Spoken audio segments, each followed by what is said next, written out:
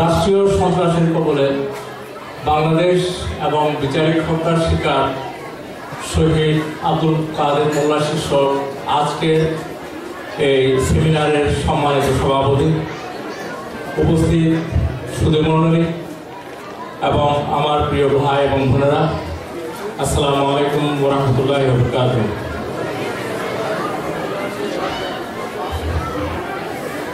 আপনারা দীর্ঘক্ষণ ধরে আমাদের অনেক বক্তার সুচিন্তিত এবং মূল্যবান বক্তব্য আপনারা শুনেছেন। আমি রাষ্ট্রীয় সন্ত্রাস এবং আব্দুল কাদের মোল্লার হত্যাকাণ্ড এই বিষয়ে শুধু আইনগত কয়েকটি বিষয়ে আমি আপনাদের সামনে পেশ করব। প্রিয় ভাইয়েরা, বাংলাদেশ যখন স্বাধীন হয়েছিল 1971 সনে, শেখ মুজিবুর রহমান সরকার তখন একটি কমিটি করেছিলেন যে বাংলাদেশে কারা ওয়ার ক্রাইম করেছে তাদের একটি তালিকা প্রস্তুত করার জন্য। তারা একটি তালিকা প্রস্তুত করেছিল, আপনারা জানেন। সেই তালিকার মধ্যে 195 জন লোকের নাম ছিল। সেই লিস্টের 1 থেকে শুরু করে 195 পর্যন্ত প্রতিটি ব্যক্তি ছিল পাকিস্তান সেনাবাহিনীর বিভিন্ন পর্যায়ের সদস্য এবং অফিসার। সেই সময়ে যে লিস্ট করা হয়েছে সেই লিস্টে শুধু আব্দুল কাদের মোল্লা নয়, একজন বাংলাদেশি মানুষেরও নাম সেই লিস্টে ছিল না। সেই লিস্ট তৈরি করার পরে 1973 সনে তৎকালীন সরকার একটি আইন করলেন। আইনটির নাম দেওয়া হলো ইন্টারন্যাশনাল ক্রাইম ট্রাইব্যুনাল অ্যাক্ট। তার মানে এই 195 জন পাকিস্তানি সামরিক কর্মকর্তাকে বিচার করার জন্য এই আইনটা প্রণয়ন করা হয়েছিল। পরবর্তী ইতিহাসও আপনাদের কাছে পরিষ্কার। সেই 1973 সনে বাংলাদেশের তৎকালীন পররাষ্ট্রমন্ত্রী কামাল হোসেন, পাকিস্তানের পররাষ্ট্রমন্ত্রী আজিজ আহমেদ এবং ভারতের পররাষ্ট্রমন্ত্রী শরণ সিং, এই তিনজনের মধ্যে তারা তিনজনে স্বাক্ষর করে একটি চুক্তি করলেন যে যা হওয়ার হয়েছে এদের আর বিচার করা হবে না এবং ভারতের জেল থেকে এই 195 জন যুদ্ধ অপরাধীদের সবাইকে ছেড়ে দেওয়া হলো। তারা সবাই পাকিস্তান চলে গেল। বিষয়টা ওখানেই শেষ হয়েছিল। কিন্তু বর্তমান সরকার ক্ষমতায় আসার পর 2009 সালে তারা উদ্দেশ্যমূলকভাবে এই আইনটাকে তারা একটা সংশোধনী আনলো।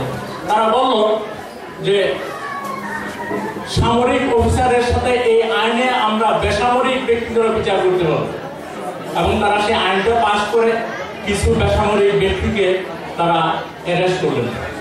ভালো কথা, আপনারা বিচার করবেন, কিন্তু বিচার তো বিচার হতে হবে। বিচারের জন্য আইন প্রয়োজন, বিচারের জন্য নিরপেক্ষ জাজ প্রয়োজন, বিচারের জন্য নিরপেক্ষ ইনভেস্টিগেটর প্রয়োজন, এবং বিচারের ক্ষেত্রে প্রত্যেকটা পার্টির সমান অধিকার সেখানে থাকতে হবে। কিন্তু যে আইনে বিচার করা হলো, এই আইনকে সারা দুনিয়ার যারা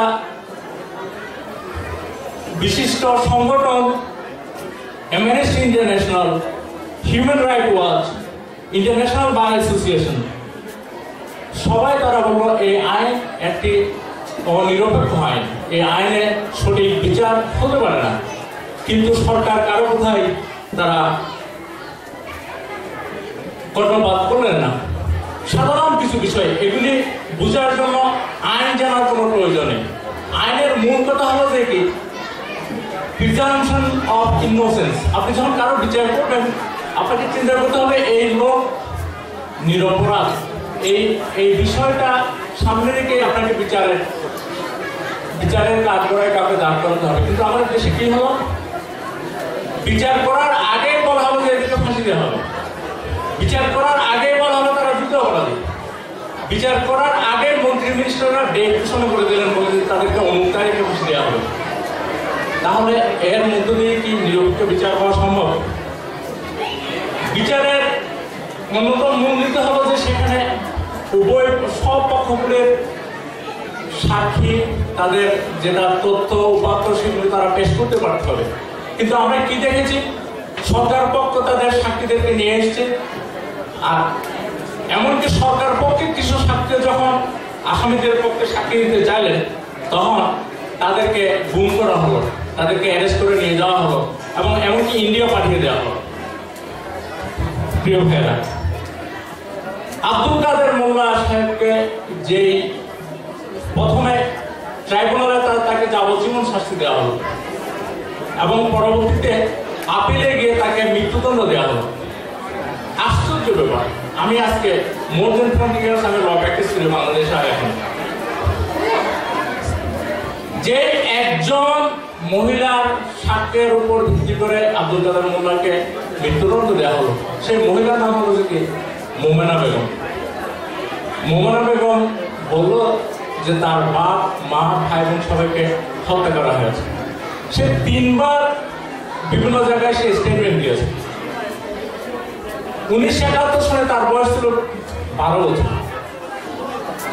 এগুলি ডকুমেন্ট, এগুলি হাইকোর্ট, সুপ্রিম কোর্টের সব ডকুমেন্ট। তার বয়স ছিল 12 বছর, তার বিয়ে হয়েছে এবং তার মা বা ভাই বোনকে যখন হত্যা করা হচ্ছে সে এক জায়গায় বললো পত্রিকাকে যে আমি ঘরে ছিলাম না, আমি আমার শ্বশুর বাড়িতে ছিলাম। পরে এসে আমি শুনতে পেলাম আমার বাপ মা ভাই বোনকে পাকিস্তানি এবং বিহারিরা হত্যা করেছে।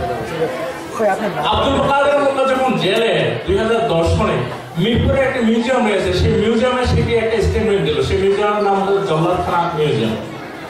গিয়ে সেখানে বললো, স্টেটমেন্ট দিল আমার বাপ মাকে বিহারি এবং পাকিস্তানিরা হত্যা করেছে। আব্দুল কাদের মোল্লা যে আইও, যে ইনভেস্টিগেটর, তাকে সে একটা সাক্ষী দিল। সেখানে সে বললো না যে আব্দুল কাদের মোল্লা আমার পিতাকে হত্যা করেছে, আমার ভাইকে হত্যা করেছে বা আমার মাকে হত্যা করেছে। এই 3টে স্টেটমেন্টের পরে জাজের চেম্বারে গিয়ে, এটাকে বলছে ক্যামেরা ট্রায়াল, এই মহিলাকে কেউ দেখেনি। জাজের চেম্বারে গিয়ে সে সাক্ষী দিল আমি খালের তলা থেকে আমি দেখেছি যে আব্দুল কাদের মোল্লা আমার বাপ, মা, ভাই বোনকে হত্যা করেছে। তখন তার বয়স ছিল 12 বছর। যারা এটা বিচার করছে তাদেরকে জিজ্ঞাসা করা হোক আপনারা কিভাবে এই সাক্ষীকে বিশ্বাস করলেন। এখন জাজদের থেকে জবাব হয় আমরা বিশ্বাস করি তাই সাজা দিয়েছি। প্রিয় ভাইরা, বিচার দুনিয়াতে শেষ হয় না, বিচারের পরও বিচার থেকে যায়। আমি আশা করি সেই বিচার একদিন অবশ্যই হবে। আমরা আসুন সবাই শহীদ আব্দুল কাদের মোল্লার রুহের মাগফিরাত কামনা করি এবং তাকে একজন সত্যিকার শহীদ হিসেবে আল্লাহ কবুল করুক, সে দোয়া করি। আসসালামু আলাইকুম।